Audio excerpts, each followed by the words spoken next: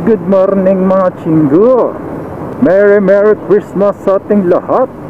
So tayo ngayon ay papasok sa ating trabaho kahit Christmas Day. Pasko talaga is 11 PM.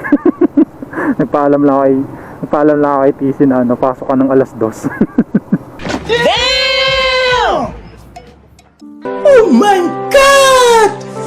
Wow! At least hindi absent, di ba? Yun ang pinaka-importante dun. Hindi tayo absent. Late lang. Wala masyadong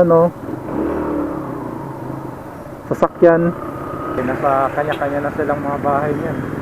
Ngayon lang ulit ako magpapasko na papasok sa trabaho. Kasi before sa Korea, sa South Korea, 6 years ko rin na experience yan.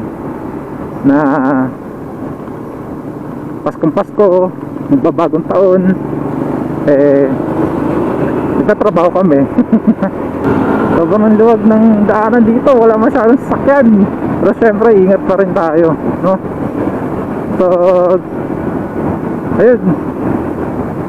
Ayun lang, pasok tayo. Kahit Christmas. Work!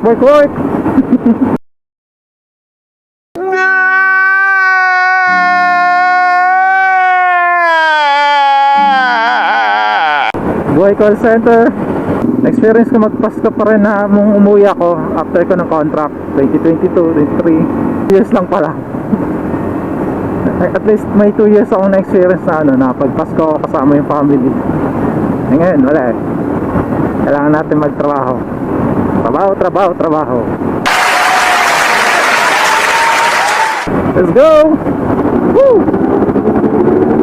Congrats sa mga pala, may mga bakasyon, umuwi ng probinsya. Tapos yung iba nag-rides na rin sila. Tuloy din. Sa grupo namin may rides din naman kami. Kaso ang problema, alas 8 yung uwi ko. So hindi na makasama. Pwede na! Kaya sa may mga rides, ingat kayo. Enjoy. Sana all na lang. Sana all. Dito na tayo ngayon, papuntang Ayala. Buti naman at di umuulan. Yun lang mga chinggo, ingat kayo at enjoy ang inyong mga bakasyon kasama ang inyong fam.